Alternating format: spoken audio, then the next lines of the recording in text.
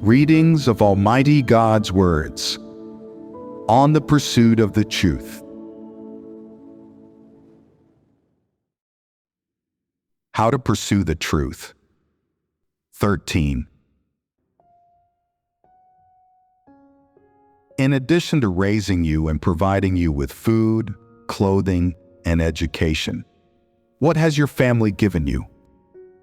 All it has given you is trouble, right? If you were not born into such a family, all the various conditioning effects that your family has on you may not have existed. The conditioning of your family would not have existed, but the conditioning effects of society would still exist.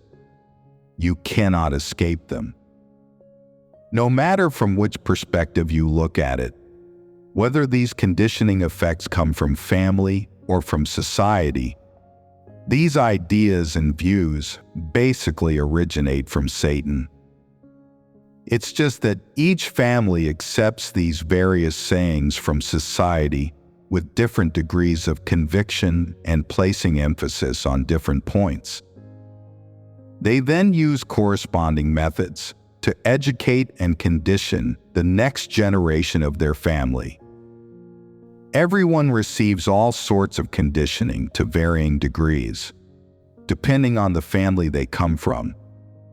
But in fact, these conditioning effects originate from society and from Satan. It's just that these conditioning effects are instilled deep in people's minds through the medium of parents' more concrete words and actions, using more direct methods that make people more amenable to them, so that people accept this conditioning, and it becomes their principles and ways of dealing with the world. And it also becomes the basis on which they view people and matters, and comport themselves and act. For example, the idea and view that we just talked about: when someone beats a gong, listen to its sound. When someone speaks, listen to their voice, is also a conditioning effect that comes from your family. No matter what kind of conditioning effect their family exerts on them, people view it from the perspective of family members and therefore accept it as a positive thing and is their own personal talisman, which they use to protect themselves. This is because people think that everything that comes from their parents is the result of their parents' practice and experience.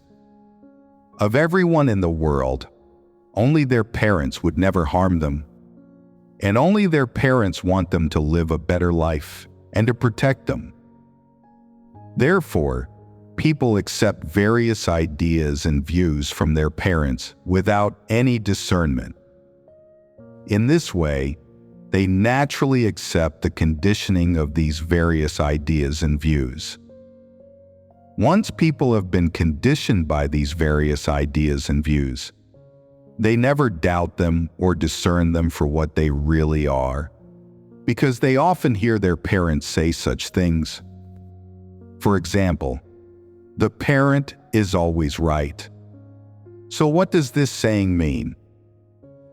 It means that no matter whether your parents are right or wrong, basically because your parents gave birth to you and raised you, as far as you are concerned, everything your parents do is right.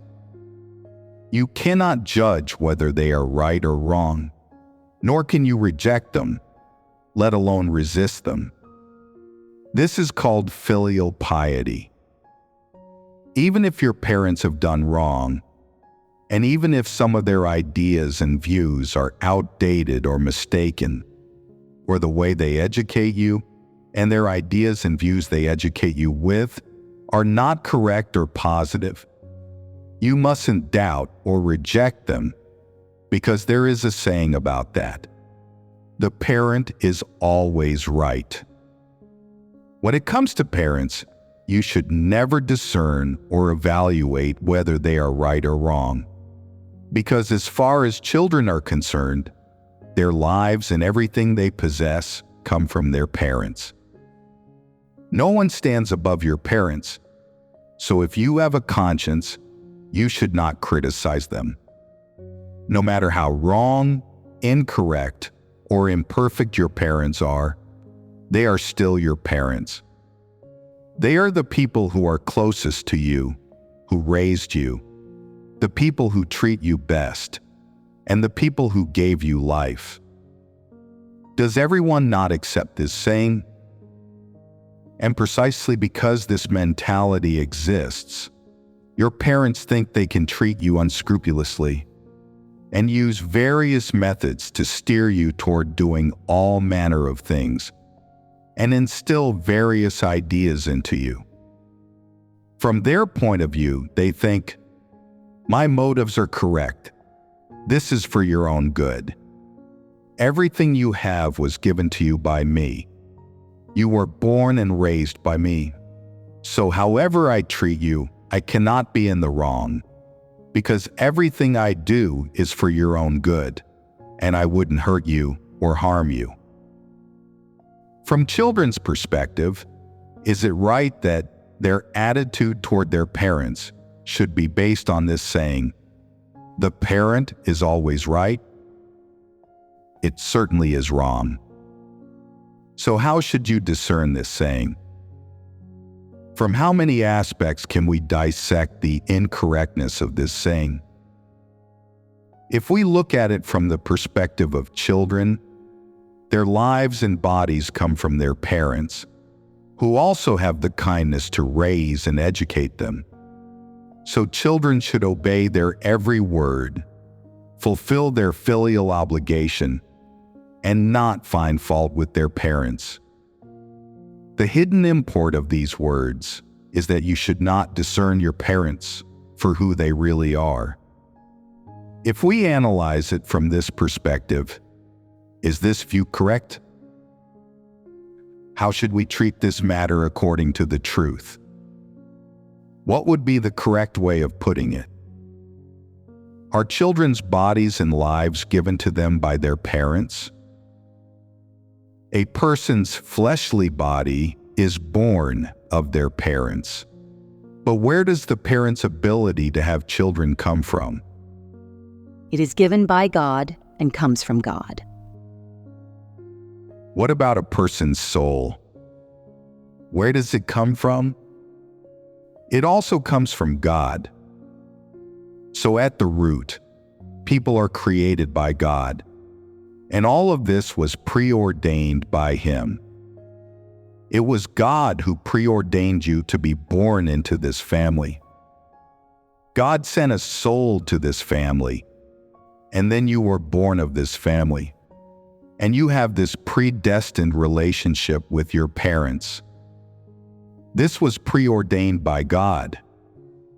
Because of God's sovereignty and preordination, your parents were able to have you, and you were born into this family. This is looking at it from the root. But what if God didn't preordain things this way? Then your parents would never have had you, and you would never have had this parent-child relationship with them. There would have been no blood relationship, no family affection, and no connection whatsoever. Therefore, it is wrong to say that a person's life is given to them by their parents. Another aspect is that, looking at it from the child's perspective, their parents are one generation older than them.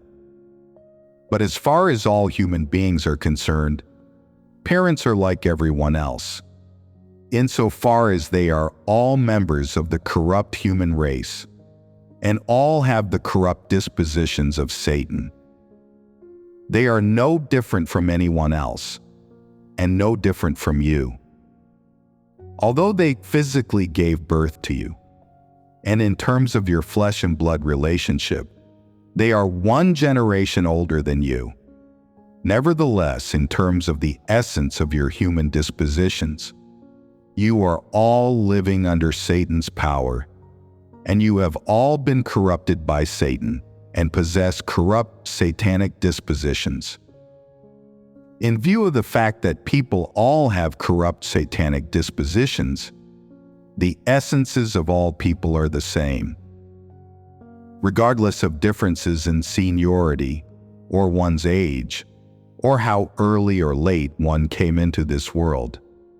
In terms of essence, people essentially have the same corrupt dispositions.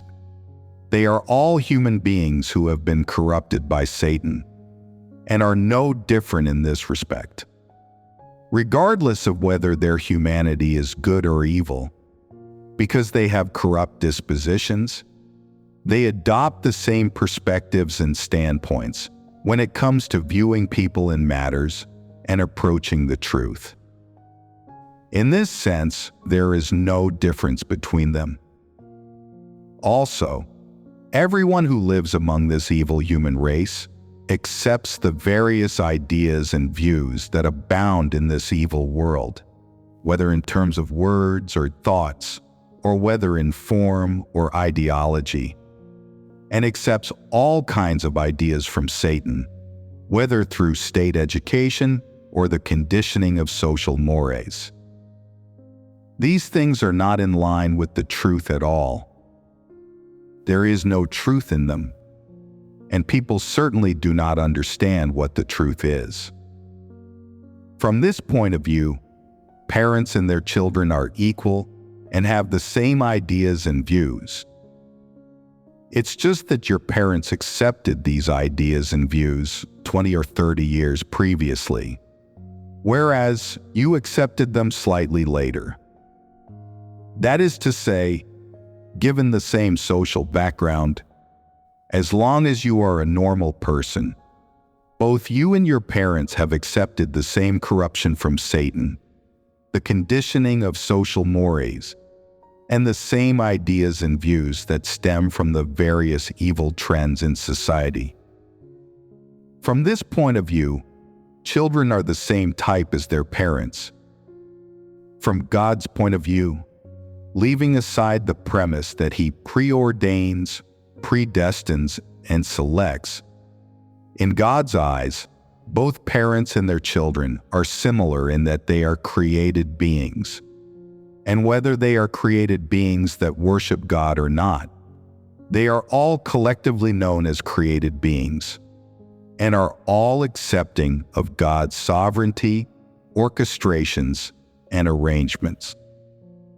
From this point of view, parents and their children actually have equal status in the eyes of God, and they all accept God's sovereignty and arrangements similarly and equally. This is an objective fact. If they are all chosen by God, they all have equal opportunities to pursue the truth. Of course, they also have equal opportunities to accept God's chastisement and judgment, and equal opportunities to be saved. Apart from the above similarities, there is only one difference between parents and their children, which is that the parents' ranking in the so-called family hierarchy is greater than that of their children. What does their ranking in the family hierarchy mean? It means that they are only a generation older by 20 or 30 years. It's nothing more than a big age difference. And because of parents' special status, children must be filial and fulfill their obligations to their parents. This is the only responsibility a person has toward their parents. But because children and parents are all part of the same corrupt human race, parents are not moral exemplars for their children, nor are they a benchmark or role model for their children's pursuit of the truth. Nor are they a role model for their children in terms of worshiping and submitting to God. Of course, parents are not the incarnation of truth.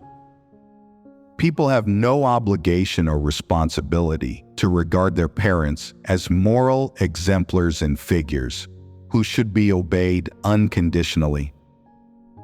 Children should not be afraid to discern their parents' conduct, actions, and disposition essence. That is to say, when it comes to handling their own parents, people should not abide by such ideas and views as the parent is always right. This view is based on the fact that parents have a special status and that they gave birth to you under God's preordination and are 20, 30, or even 40 or 50 years older than you. It is only from the perspective of this flesh and blood relationship, in terms of their status and their ranking in the family hierarchy, that they are different from their children. But because of this difference, people regard their parents as having no faults whatsoever. Is this right? This is wrong, irrational, and does not accord with the truth. Some people wonder how one should treat one's parents, given that parents and children have this flesh and blood relationship. If parents believe in God, they should be treated accordingly as believers. If they do not believe in God, they should be treated accordingly as unbelievers. Whatever kind of people the parents are, they should be treated according to the corresponding truth principles. If they are devils, you should say that they are devils. If they have no humanity, you should say that they have no humanity. If the ideas and views they teach you are not in line with the truth, you don't have to listen to these things or accept them. And you can even discern them for what they are and expose them. If your parents say, "I'm doing it for your own good," and throw a tantrum and kick up a fuss, will you care? If your parents don't believe, just don't pay them any mind and leave it at that. If they make such a big fuss, you will see that they are devils and nothing less. These truths concerning faith in God are the ideas and views that people most need to accept. They can't accept them or take them on board. So just what kind of things are they? They don't understand God's words, so they're subhuman, right? You have to think like this. Although you are my parents, you have no humanity. Having been born to you, I truly feel ashamed. Now I can discern you for who you really are. You don't have human spirit within you. You don't understand the truth. You can't even listen to such obvious and simple doctrines. And yet you still make thoughtless comments and say slanderous things. I understand that now, and I have made a clean break with you in my heart. But on the outside, I still have to humor you, and I still have to fulfill some of my responsibilities and obligations as your child. If I have the means to do so, I will buy you some healthcare products. But if I don't have the means, I will come back to visit you, and that is all. I will not refute your opinions, whatever you say. You are absurd, and I'll just let you be that way. What is there to say to devils such as you, who are impervious to reason? Out of consideration for the fact that you gave birth to me and all the years you spent raising me, I will keep coming to visit you and take care of you. Otherwise, I wouldn't pay attention to you at all, and I wouldn't want to see you for as long as I live. Why don't you want to see them again or have anything to do with them? Because you understand the truth, and you have seen through to their essence, and seen through all the various fallacious ideas and views that they have. And from these fallacious ideas and views, you perceive their stupidity, intransigence, and wickedness, and see clearly that they are devils. And so you are averse to them and disgusted by them and don't want to see them. It's only because of that little bit of conscience inside you that you feel compelled to fulfill some of your responsibilities and filial duties as a son or daughter. So you visit them during the new year and on bank holidays, and leave it at that. As long as they haven't impeded you from believing in God or doing your duty, go visit them when you have time. If you really don't want to see them, just call them to ask how they are.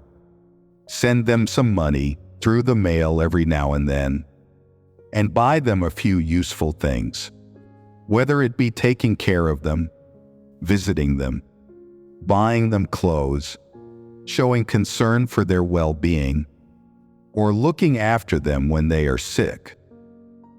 All this is just fulfilling one's filial obligations and satisfying one's own needs in terms of one's feelings and conscience.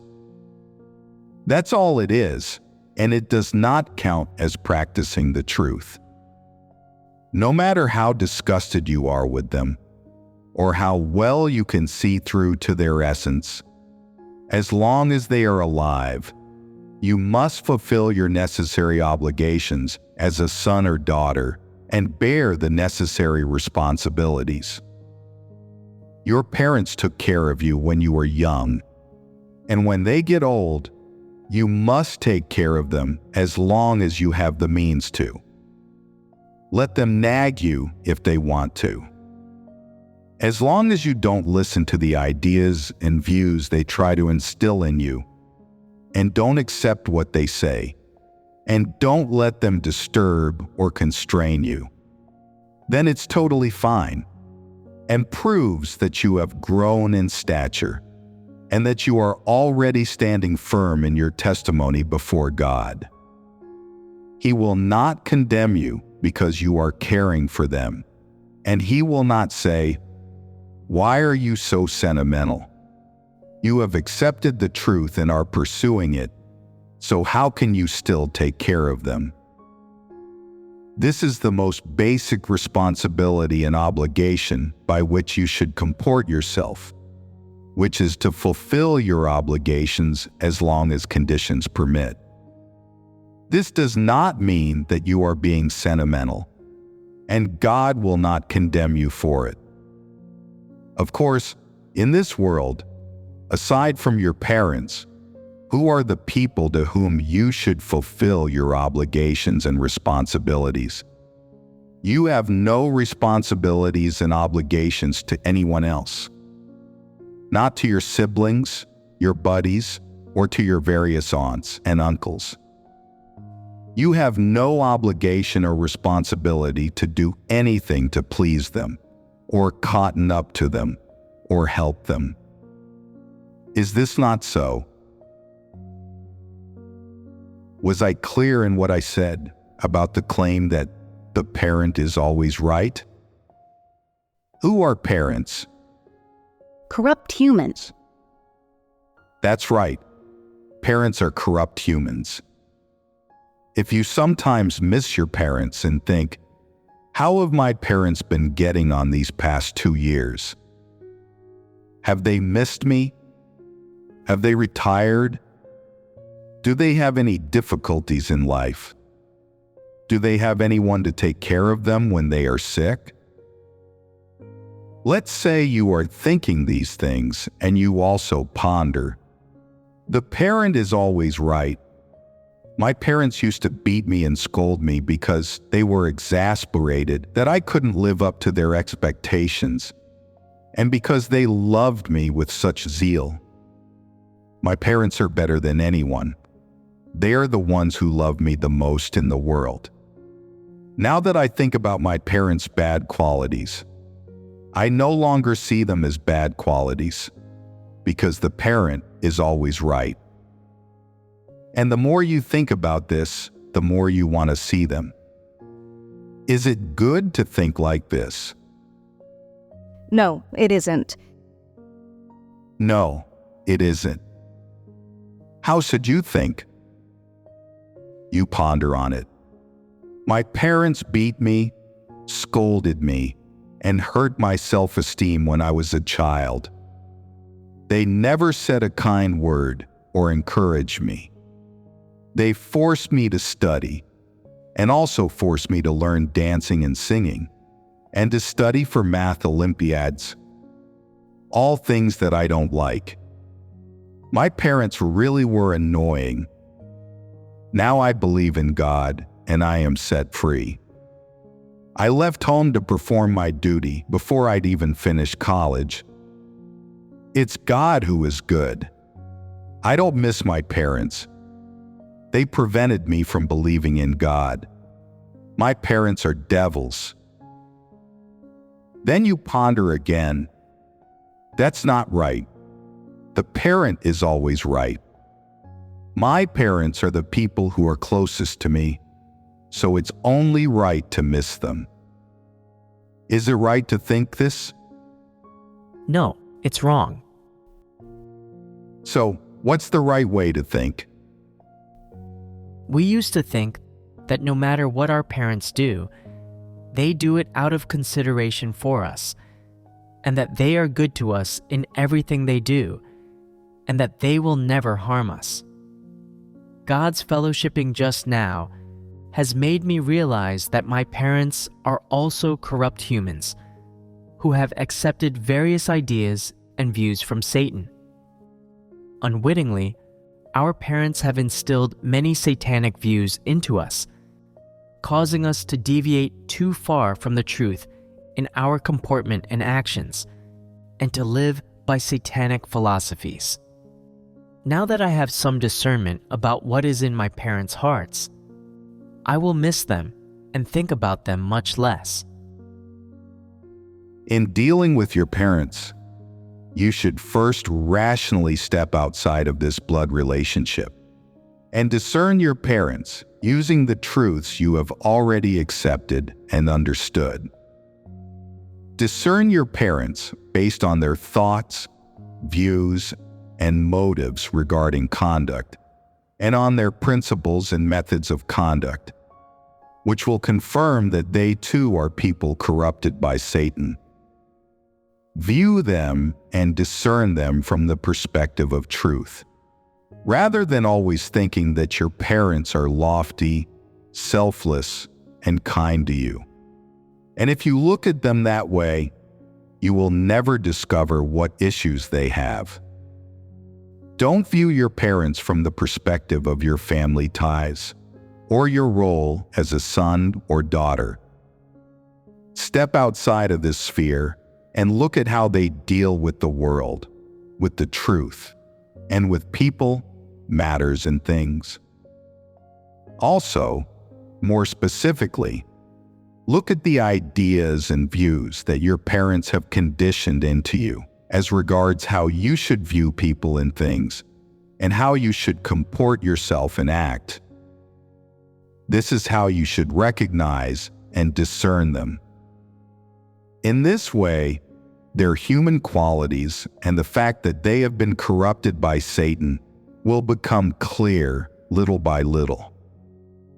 What kind of people are they? If they aren't believers, what is their attitude toward people who do believe in God? If they are believers, what is their attitude toward the truth? Are they people who pursue the truth? Do they love the truth? Do they like positive things? What is their outlook on life and the world? And so on. If you can discern your parents based on these things, you will have a clear idea. Once these matters are clear, the lofty, noble, and unshakable status of your parents in your mind will change. And when it changes, the motherly and fatherly love shown by your parents, along with their specific words and actions, and those lofty images you hold of them, will no longer be so deeply imprinted in your mind. The selflessness and greatness of your parents' love for you as well as their devotion in taking care of you, protecting you, and even doting on you, will imperceptibly cease to occupy an important position in your mind. People often say, "My parents love me so much." Whenever I'm away from home, my mom always asks me, "Have you eaten? Are you eating at regular times?" Dad always asks, "Have you got enough money? If you don't have any money, I'll send you a bit more." And I say, "I have money. There's no need." And Dad replies, "No, that won't do. Even though you say you have money, I will send you some anyway." The fact is that your parents live frugally and are reluctant to spend money on themselves. They use their money to support you so that you have a bit more spending money when you are away from home. Your mom and dad always say, "Be frugal at home but carry some extra money while traveling. Take a bit more with you when you're out and about. If you don't have enough money, just tell me, and I'll send you some or add it onto your card." Your parents' selfless concern, consideration, care, and even smothering and pampering will always be an indelible mark of their selfless dedication in your eyes. This selfless dedication has become a powerful, warm feeling deep in your heart that bonds the relationship between you and them. It makes you unable to let go of them, and it makes you worry about them, keep fretting about them, constantly miss them, and it even makes you constantly willing to be trapped in this sentiment and blackmailed by their affections. Just what kind of phenomenon is this? Your parents' love is indeed selfless. No matter how much your parents care for you, or no matter whether they scrimp and save just to give you money to spend or buy you all the things you need, it may be a blessing for you now, but it won't be a good thing for you in the long run. The more selfless they are, and the better they treat you, and the more they care about you, the less able you are to detach yourself from this affection and to let it go or forget it, and the more you miss them. When you fail to do your filial duty or fulfill any obligations to them, you will feel even more sorry for them. Under these circumstances, you don't have the heart to discern them, or to forget their love and dedication and everything they have done for you, or to deem all of that unworthy of mention. This is the effect of your conscience. Does your conscience represent the truth? Why are your parents like this toward you? Because they have affections for you. So can their kindness to you represent their humanity essence? Can it represent their attitude toward the truth? No, it cannot.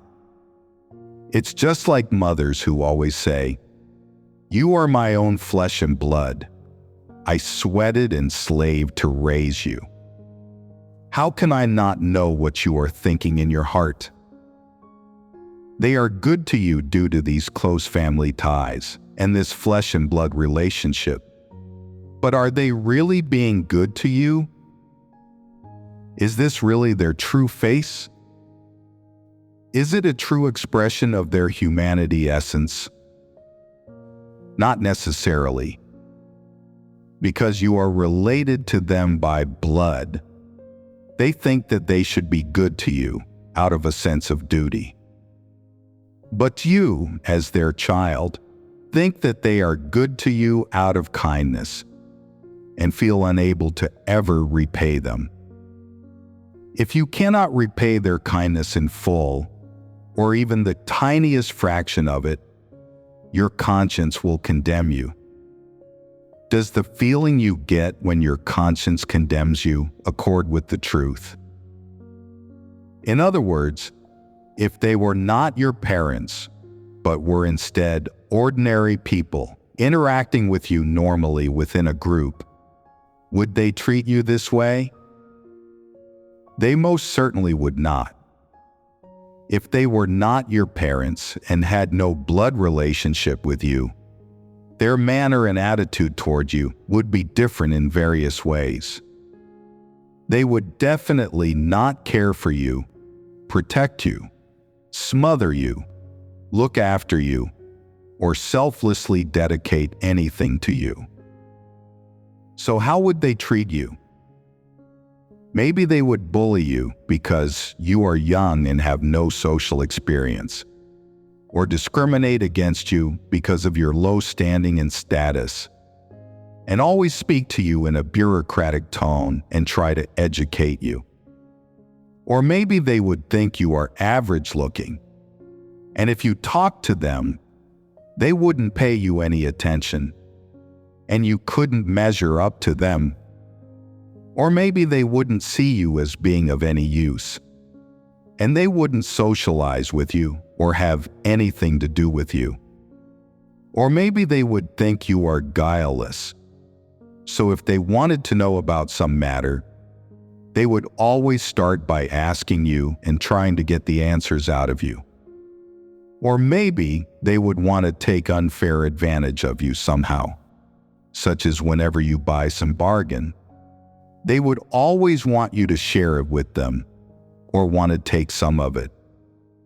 Or maybe when you fall over in the street and need their hand to help you up, they wouldn't even look at you and would instead kick out at you.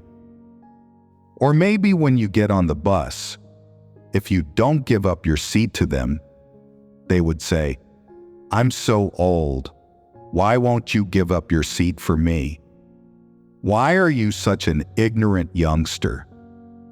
Didn't your parents teach you any manners?" And they would even give you a telling off. If this is the case, you need to explore whether the maternal love and fatherly love hidden deep in your heart are a true revelation of their humanity.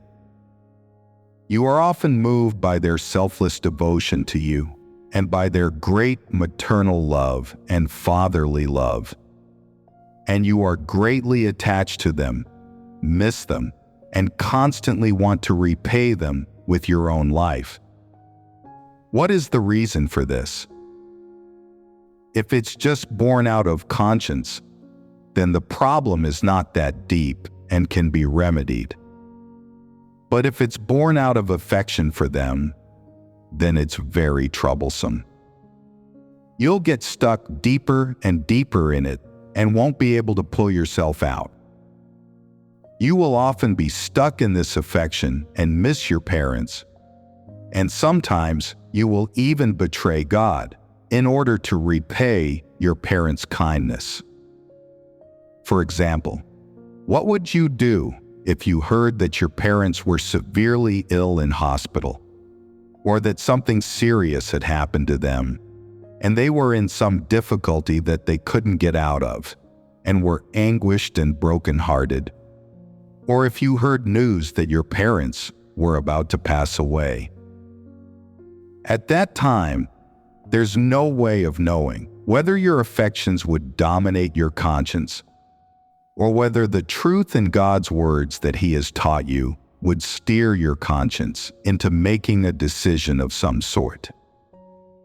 The outcome of these matters depends on how you tend to view the relationship between parents and children, how much you have entered into the truth of how to treat parents, how much you can see through them, how much of an understanding you have as regards the nature essence of humankind, and how much of an understanding you have as regards the quality and essence of your parents' humanity, as well as their corrupt dispositions. Most importantly, the outcome of these matters depends on how you treat relationships at family level and the correct views you should hold. These are the various truths you should equip yourself with before any of these matters befall you.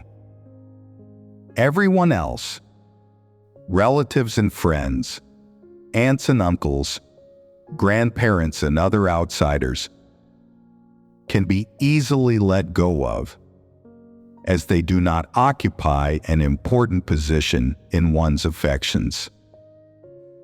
These people can easily be let go of, but parents are the exception. Parents alone are one's closest relatives in the world. They are the people who play an important role in one's life and have a significant impact during one's lifetime, so it's not easy to let go of them. If today you have gained some clear understanding of the various thoughts that the conditioning of your family gives rise to, it may help you let go of your affections toward your parents, because the conditioning effects exerted on you by your family as a whole only amount to intangible claims, whereas the most specific conditioning actually comes from your parents. One sentence from your parents, or their attitude toward doing something, or the ways and means by which they handle something. These are the most accurate ways to describe how you are conditioned. Once you have variously discerned and recognized in a specific way the ideas, actions, and sayings that your parents have conditioned into you, you will have an accurate evaluation and knowledge of the essence of your parents' role, character, outlook on life, and ways of doing things. Once you have this accurate evaluation and knowledge, imperceptibly, your perception of your parents' role will gradually change from positive to negative in your mind. Once you perceive your parents' role to be wholly negative, then you can gradually let go of your sentimental crutches, spiritual attachment, and the various kinds of great love they have for you. By that time, you will feel that the image you had of your parents deep within your heart used to be so lofty, rather like that in the essay, My Father's Back, which you studied in your school textbook, as well as in that popular song from many years ago, Mom is the Best in the World, which was a Taiwanese movie theme song and caught on throughout Chinese-speaking society. These are ways in which society and the world educate humankind. When you don't realize the essence or the true face behind these things, you feel that these methods of education are positive. Based on your existing humanity, they give you a greater recognition of and belief in the greatness of your parents' love for you. And consequently, they leave you with an impression deep in your heart that your parents' love is selfless, great, and sacrosanct. Therefore, no matter how bad your parents are, their love is still selfless and great. To you, this is an indisputable fact that no one can deny, and no one can say a bad word about your parents. Consequently, you don't want to discern or expose them. And at the same time, you also want to keep a certain place for them deep in your heart, because you believe that parental love is forever above all else, flawless, great, and sacrosanct, and that no one can deny that. This is the baseline of your conscience and comportment. If someone says that parental love is not great or flawless, you will put up a desperate fight against them. This is irrational. Before people understand the truth, the influence of their conscience will prompt them to hold on to some traditional ideas and views. or also give rise to some new ideas and views. However, looking at it from the perspective of truth, these ideas and views are often irrational. Once you understand the truth, you can deal with these things within the scope of normal rationality. Therefore, humanity is possessed of both conscience and reason. If conscience cannot reach or measure up to these things, or they are not regulated or positive under the effects of conscience, then people can use rationality to regulate and correct them. So how do people achieve rationality? People have to understand the truth. Once people understand the truth, they will treat everything, choose everything, and discern everything more precisely and accurately. Thus, they will achieve true rationality and reach the point where reason transcends conscience. This is a manifestation of what happens after a person has entered into the truth reality. You may not really understand these words now, but you will understand them once you have real experience and understand the truth. Does this saying, "the parent is always right," come from rationality or conscience? It is not rational. It originates from one's affections under the influence of conscience. So, is this saying rational? No, it is irrational. Why is it irrational? Because it originates from one's affections, and it is not in accordance with the truth. So, at what point are you able to view and treat parents rationally? When you understand the truth and you have seen through to the essence and root of this matter. Once you have done that, you will no longer treat your parents according to the influence of conscience.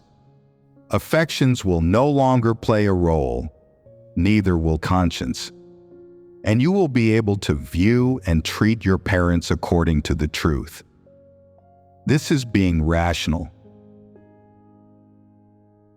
Have I been clear in fellowshipping on the problem of how to treat parents? This is an important matter. Family members all say, "The parent is always right," and you don't know whether it's right or not, so you just accept it. Then whenever your parents do something that is out of line, you ponder and think, "People say the parent is always right. So how can I say that my parents are not right?" What happens in the family stays in the family. Don't tell others about it, just put up with it.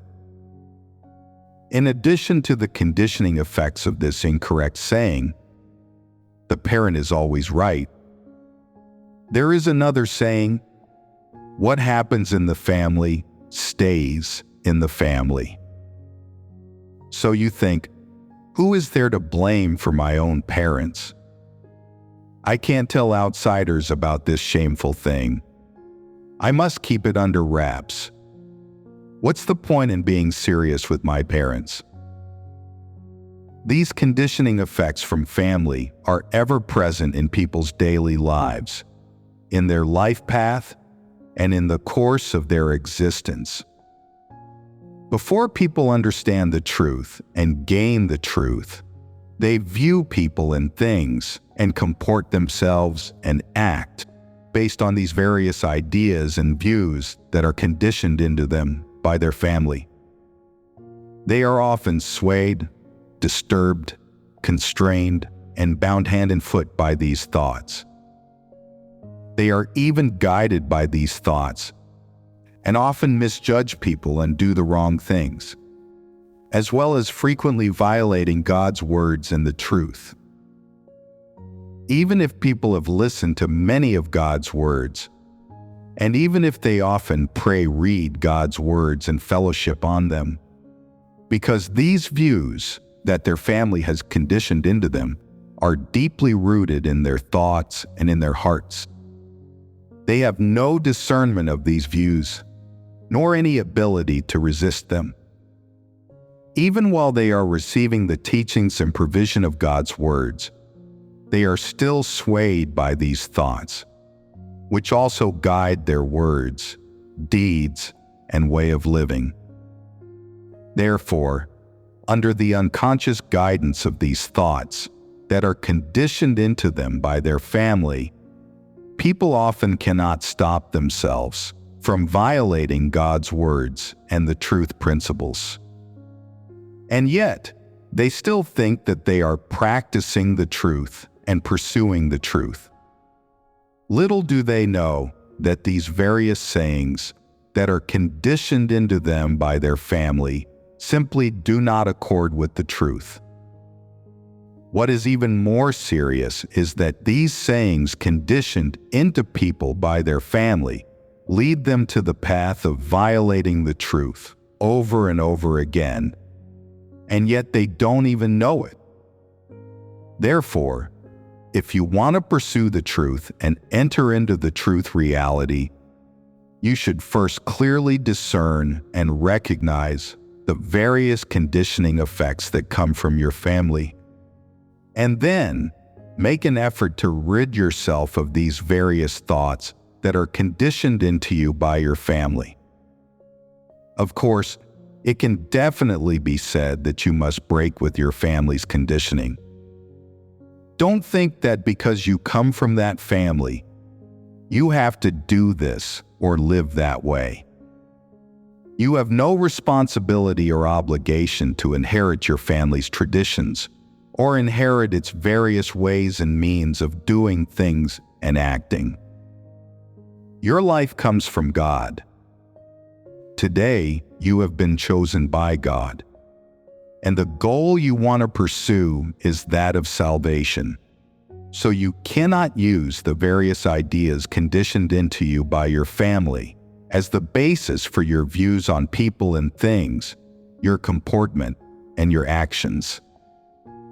Instead, you must view people and things and comport yourself and act based on God's words and His various teachings. Only in this way can you achieve salvation in the end. Of course, the conditioning effects exerted by family are not limited to the ones listed here. I have mentioned just a few of them. There are many different kinds of family education that come from different families, different clans, different societies, different races, and different religions, and which condition the thoughts of human beings in all sorts of ways. No matter what race or religious culture this various thought conditioning comes from, as long as it does not accord with the truth, and as long as it does not come from God but from people, then it should be let go of, and it is something that people should break away from. They should not adhere to it, let alone inherit it. These things are all things that people should abandon and cast off. Only this way can people truly embark on the path of pursuing the truth and enter into the truth reality. These sayings we have fellowshipped on that come from the conditioning of one's family are in one sense representative, and in another sense, they are often talked about among people. As for some special and non-representative sayings, we will not talk about those now. What do you think about our fellowshipping on the topic of family? Has it been beneficial in some way? Is it necessary to fellowship on this topic? Everyone has a family and is conditioned by their family. The things that family instills into you are all poison and spiritual opium, and make you suffer quite bitterly. When your parents instilled these things into you, You felt really wonderful at the time, rather like taking opium. You felt comfortable all over, as if you had entered into a blissful world. But after a while, the effects wore off. So you have to keep looking for this kind of stimulation. This spiritual opium brings you no end of trouble and disturbance. To this day, it is really difficult for you to get rid of, and is not something that can be cast off in a short time. If people want to let go of these conditioned ideas and views, they must spend some time and energy identifying them, peeling back the layers to recognize them clearly and see through them. Then, whenever related matters crop up, they must be able to let go of these things, rebel against them, and not act according to the principles of such ideas and views, but rather practice and do things according to the way that God teaches people. These few words sound simple, but they may take 20 or 30 years, or even a lifetime for people to put into practice.